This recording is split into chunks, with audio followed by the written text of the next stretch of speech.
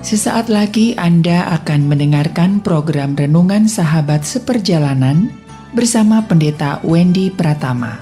Selamat mendengarkan.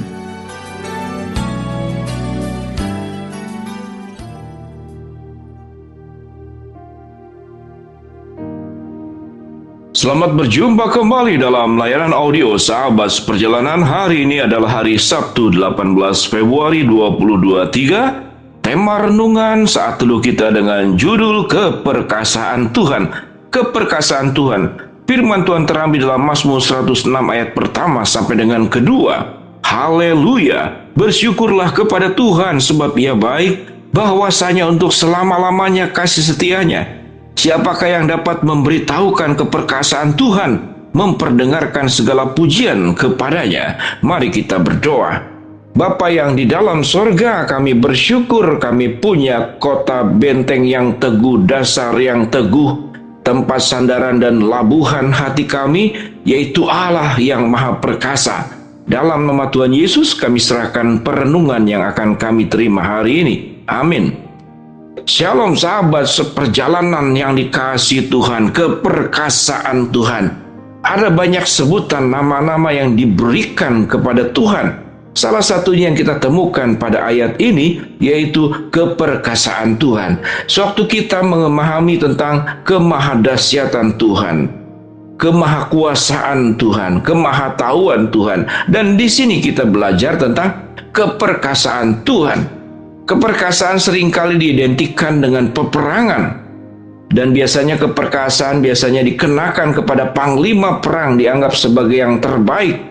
Dari semua jajaran prajurit yang sedang akan berperang, dia diangkat sebagai panglima, dan tentunya hanya orang-orang yang perkasa yang akan ditempatkan sebagai pemimpin.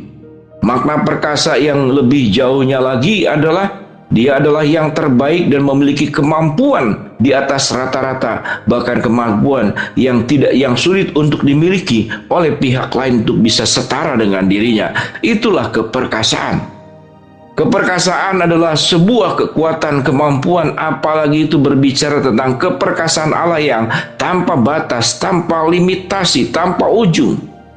Keperkasaan yang waktu dinyatakan tidak pernah merasa lelah, tidak pernah merasa letih, tidak pernah akan surut atau berkurang, apalagi hilang.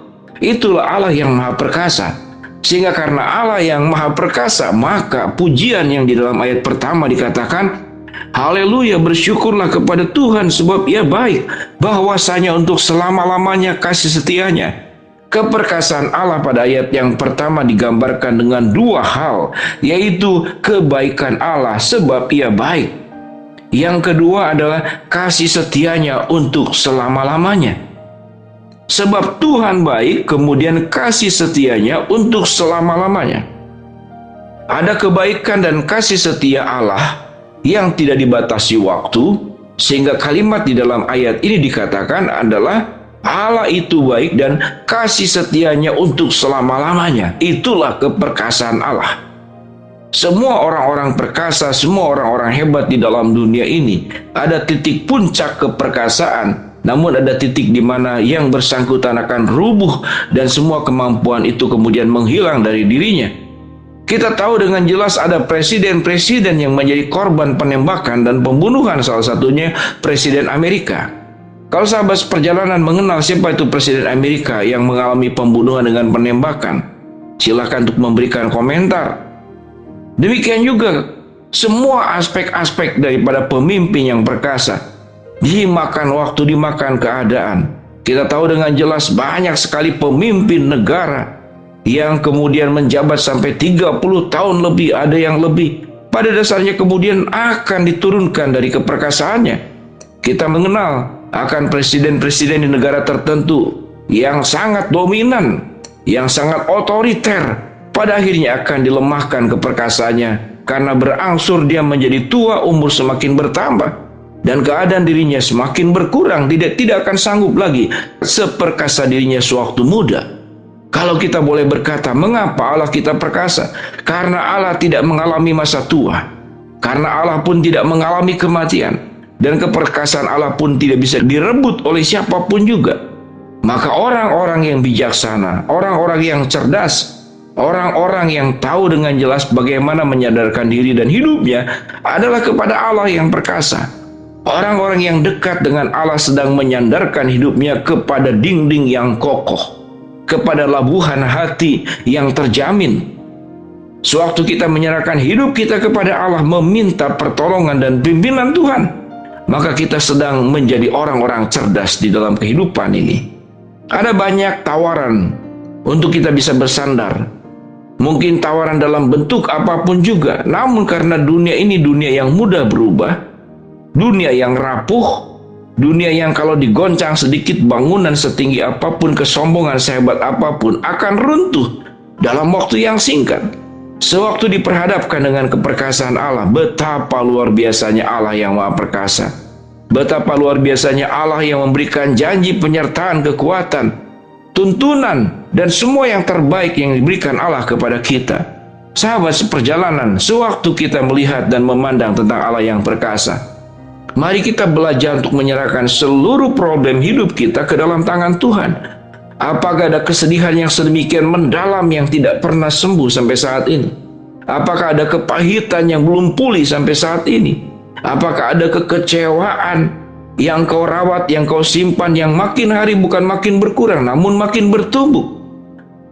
Makin bertumpuk, makin bertambah. Apakah kita mau datang kepada Allah yang Maha Perkasa? Apakah kita juga diperhadapkan kepada persoalan-persoalan yang sulit dikatakan kepada orang lain? Hanya dirimu sendiri yang berbicara dengan dirimu sendiri. Dan engkau hadir ke hadapan Allah. Engkau datang di hadapan Tuhan dan mengatakan, Tuhan, aku datang ke hadapanmu. Inilah aku yang rapuh hadir di hadapan Allah yang perkasa. Inilah aku yang penuh dengan kelemahan. Aku hadir di hadapan Allah yang penuh dengan kekuatan.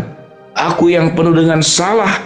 Aku yang penuh dengan kehilafan. Aku hadir di hadapan Allah yang penuh dengan pengampunan dan kasih, yang mau membalut kami kembali, memulihkan kami kembali, dan menjadikan kami bejana yang utuh, bukan bejana yang retak dan terpecah seperti yang kami alami sekian lama ini.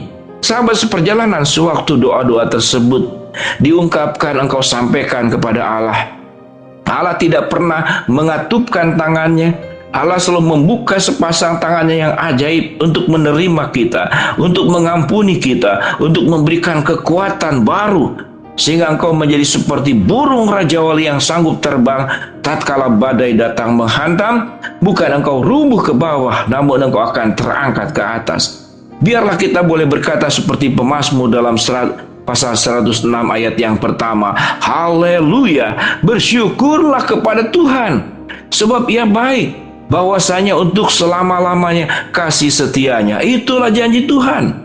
Allah yang maha baik, dan Allah akan memberikan kasih setia untuk selama-lamanya. Siapakah yang dapat memberitahukan keperkasaan Tuhan? Inilah saat teduh yang kita terima hari ini. Engkau sedang diberitahu tentang keperkasaan Tuhan dan memperdengarkan segala pujian kepadanya. Mari sahabat seperjalanan, kita menjadi pribadi yang kuat di dalam kerapuhan kita, karena kita menyandarkan hidup kita kepada Allah yang perkasa, Sang Penolong, Sang Pemberi jalan, yang membuka jalan kita yang tertutup menjadi terbuka, yang mengubah kegelapan hidup kita menjadi dalam keadaan terang benderang. Mari kita berdoa. Terima kasih Bapa untuk perenungan kebenaran firman Allah yang kami terima hari ini. Bersyukur untuk Allah yang kami sembah, Allah yang perkasa. Hamba-Mu berdoa buat sahabat seperjalanan yang sedang sakit, Tuhan jamah sembuhkan. Sahabat seperjalanan yang sedang menghadapi masalah, Tuhan bukakan jalan. Sahabat seperjalanan yang sedang berdoa mengharapkan sesuatu, Tuhan kabulkan dengan cara dan waktunya Tuhan. Dalam nama Tuhan Yesus kami berdoa, amin. Shalom sahabat seperjalanan, bersyukurlah kita memiliki Allah yang maha perkasa, penopang, penolong, penyerta hidup kita saat dari sekarang sampai selamanya. Amin.